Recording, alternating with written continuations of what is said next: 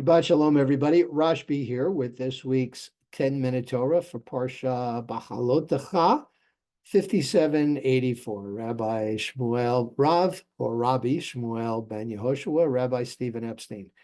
Really starting to like that name, like that handle, Rashbi, Ravi Shmuel ben Yehoshua, Rashbi, okay?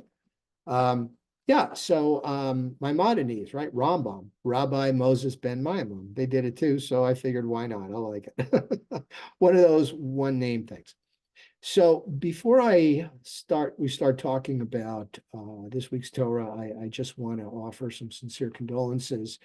A good friend of ours, somebody we've known for over 20 years, Larry Amkraut, just passed away. And it was really shocking. It was really heartbreaking. When you lose somebody, it's really hard. One of the interesting things about death is, why is death so tragic? Well, first of all, it's a one-way door. You don't come back from it, right? And we don't know what's on the other side of that door. We can talk about it. Kabbalah, the Zohar, discusses the world to come. And in fact, it's one of the things I don't like about the Zohar or Kabbalah. They're talking about the afterlife. What happens, do this for this life, and then in the next stage, whatever that is, the world to come, then, it'll be great and it'll be wonderful. And there are stories in the Talmud of a rabbi who was a quadriplegic and really, I don't even know what right word. Embellished, was grateful because he felt like he was getting his punishment or his karma out now during his lifetime, so he wouldn't have to face it later on. Judaism is a religion of life. And, we mourn for people that die. We don't want to sit there and think, oh, wow, I can't wait till I die. No, that's not the right thing. But what we do is we honor people for their accomplishments. We remember them. That's kind of how they live on. And one of the things that I like to talk about at funerals and memorials to give comfort to people is the fact that we're made in God's image. What does that mean? If God is not a physical or even a spiritual being, according to some mystics, then in what image are we made? Well, one of the qualities about God is that God is outside of time and space and therefore immortal and eternal. Well, I like to think, as a rabbi, religiously and spiritually, there's a part of us. Okay, our soul, our nefesh, our neshama inhabits this body for a time. We go off, we do things, we accomplish things in life, and we die. And then this shell we inhabit ceases to function. It dies, we die, but there's a part of us that's always there, that goes back to God or whatever. So our problem is that we're going to miss the person.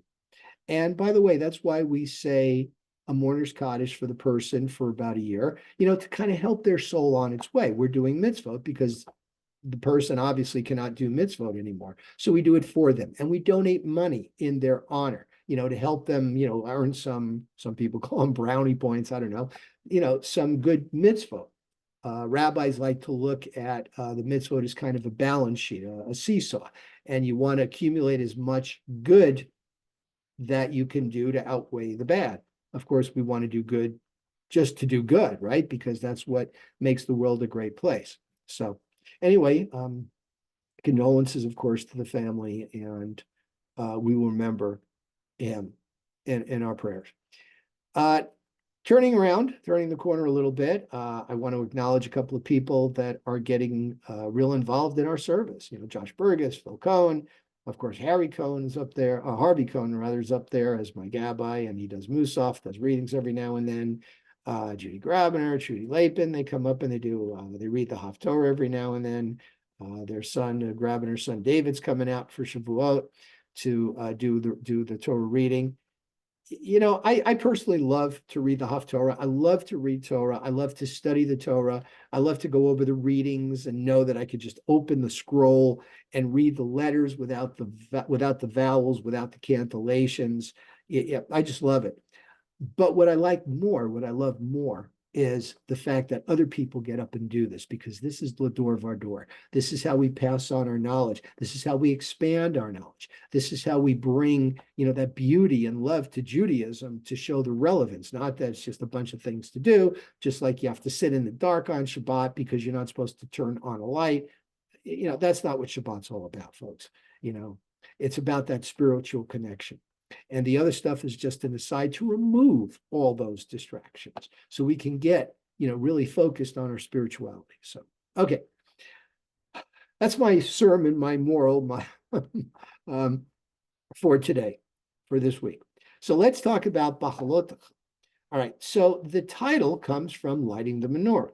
So we just had in our previous portion of Naso, where the tribes brought all these wonderful gifts, that was going into the Mishkan, the tabernacle, that was going to make it up, keep it running, make it something very, very special.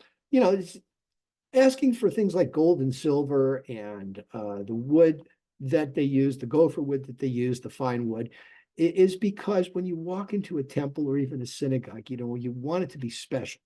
You want to feel good, and you need that outward appearance, okay?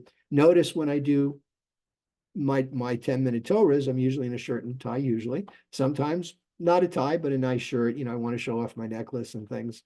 Sometimes it's a fill-in, a short sleeve shirt, but always dress nice. If I walked in here with a dirty shirt that I just came back in from mowing the lawn, you'd be thinking, who is this guy, right? I mean, I would lose credibility, as I should.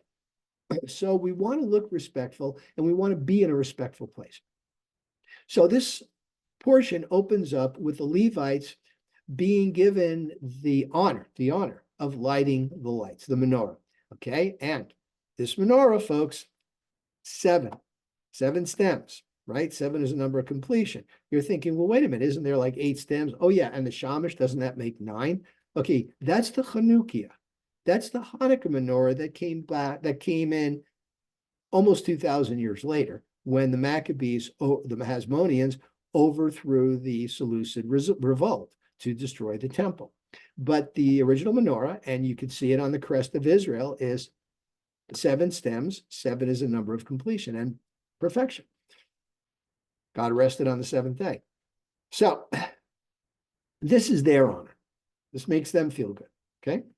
So then we have the ordination of the Levites, which I love, because you look at the Hertz Chumash, Rabbi Hertz's Chumash from Sansino Press is the one we use in our synagogue. Some people, conservative Jews, use the Eitz Chaim, but the Hertz Chumash is a conservative Chumash, and they talk about the ordination of the Levites doing a wave offering. Okay, and I love the contrast between the Hertz Chumash and the Art Scroll Chumash, because Rabbi Dr. Hertz says, well, either Aaron had him kind of walk back and forth and wave, kind of like what we do at a ball game, wave as the honor.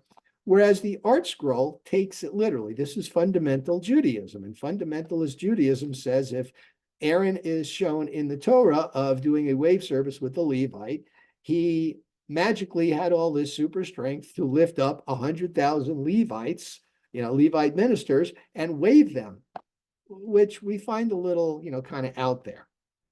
Okay. Next, we have a group of Israelites who come to Moses and say, look, we didn't get a chance to observe Passover or get involved in the Pesach offering because we were spiritually contaminated because we did the mitzvah of doing final care to somebody who died, taking care of their body and preparing it for burial. That makes you spiritually unclean for 7 days. So if you've done that, if you've been involved in that, then you're spiritually unclean. You cannot participate in the Passover offering. And Moses goes to God, and God says, okay, then, they're right. They've got a point. And I like the way they approached us. So let's do this alternate Pesach Sheni, a second Passover, a month later, 30 days later, that, obviously they'll be spiritually clean by then. And that will be their Passover. Now, it's kind of a minor Passover. It's not for 8 days. There will still be the matzah, the offering, and the bitter herbs, but it's just a day. But hey, that's to honor them for doing the mitzvah. And it was a beautiful request. And I'm sure Hashem really appreciated, their feeling and their love and their desire to still take part in it. On the other hand, now we've got the Erev Ra, the rabble, the riffraff that came out with Israel. They weren't Jews, they weren't Israelites. They escaped in all the confusion of the Exodus. And now they're instigating people saying, gosh, what was for breakfast? Manna. Okay, what's for lunch? Manna. We had it for breakfast, but okay, what's for dinner? Again, we have manna again. Can't we get something different? Where's our meat?